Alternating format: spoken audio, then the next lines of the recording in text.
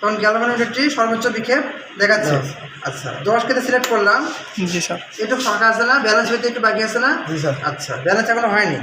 20 কেতে দিলাম, তারপরে ব্যালেন্স হচ্ছে না। আচ্ছা 30 কেতে দিব,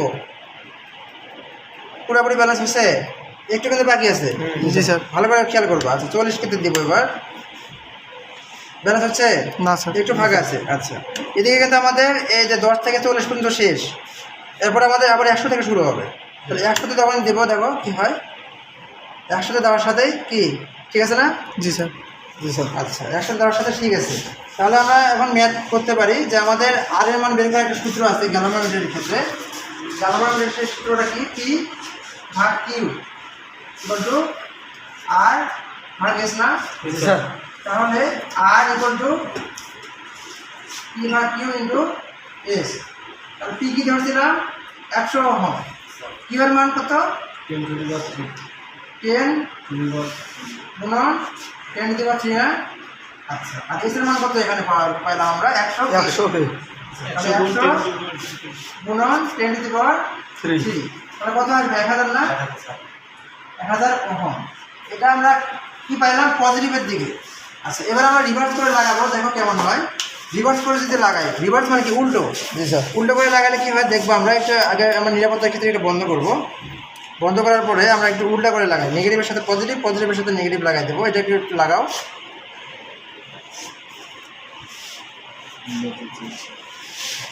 আচ্ছা আমাদের যে 100 কেতে সিলেক্ট করা ছিল এটা বন্ধ করে দিলাম। এখন বর্তমানে কোনো কিছু সিলেক্ট করা নাই।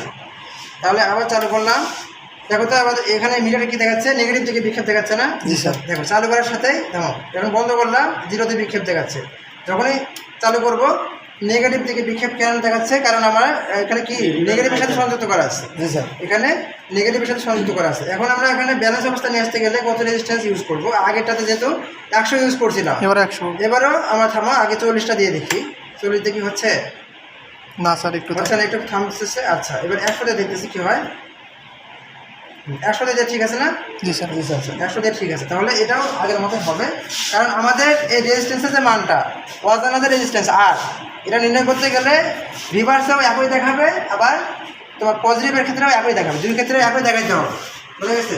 আচ্ছা তাহলে আমাদের এখন রিভার্সের দিকে দেখাচ্ছে সূত্রটা কি? ডাইরেক্ট আমরা সূত্র লিখতেছি আর ইকুয়াল টু পি ভাগ কিউ ইন্টু এস। আচ্ছা পি এর মান 100, কিউ এর মান 10K। আচ্ছা আর এস এর মান 100K। তাহলে এটা কত আসবে? 1000 ওহম। আচ্ছা এটা আমরা অজানা রেজিস্ট্যান্স আর এর মান বের করলাম। এখন আমরা মাল্টিমিটারের সাহায্যে আর এর মানটা বের করে দেখবো যে আসলে এটার সাথে আমাদের যে ম্যাথ করছি আমরা, এটার সাথে আসলে মিলতেছে কিনা। এতক্ষণ আমরা গ্যালভানোমিটারের পার্ট দেখে বা আমাদের এই হুইস্টন ব্রিজের যে পদ্ধতি আছে, এই পদ্ধতি দেখে আমরা এতক্ষণ অজানা মানের রেজিস্ট্যান্স বের করার যে পদ্ধতি, এটা বের করলাম। এখন আমরা দেখবো যে আসলে আমাদের রেজিস্ট্যান্সের মানটা ঠিক আছে কিনা। ঠিক আছে, এখান থেকে আমরা অফ করে দিব, আমাদের পুরো টোটাল সার্কিটটা অফ করে দেবো। দেওয়ার পরে আমাদের এখান থেকে যে আর কোনটা? এটা না? জি স্যার। পি কিউ, এটা হচ্ছে আর এটা হচ্ছে এস। আরটা এখান থেকে নিলাম, নেওয়ার পরে আমরা এখন মাল্টিমিটারের সাহায্যে পরিমাপ করব। আচ্ছা কে একটু পরিমাপ করে দেখো তো কত আসে। 20 কেতে সিলেক্ট করো। হ্যাঁ 20 কেতে সিলেক্ট করার পরে দেখো তো কত আসে।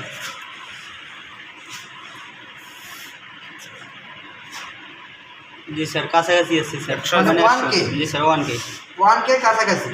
তাহলে 1K মানে কত? 1000 ওহম। 1000 ওহম। তাহলে আমাদের ম্যাথ ঠিক আছে। ঠিক আছে, ম্যাথে কোনো ভুল নাই। আমাদের রেজিস্ট্যান্সের মানটা 1000 ওহম বা 1K বলা যায়। ঠিক আছে? জি স্যার। আচ্ছা ঠিক আছে, আজকে তাহলে তোমাদের এটা পুরোপুরি প্র্যাকটিক্যালটা সম্পূর্ণ হলো।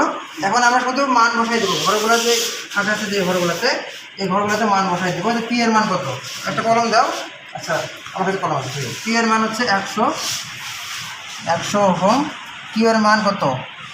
10 গুণন 10⁻³ এস এর মান হচ্ছে 100 গুণন 10⁻³ আর এর মান নির্ণয় করতে হবে। আচ্ছা আর এর মান নির্ণয় করতে হবে। তাহলে আর এর মান আমরা কত পেয়েছি? 1000 ওহম।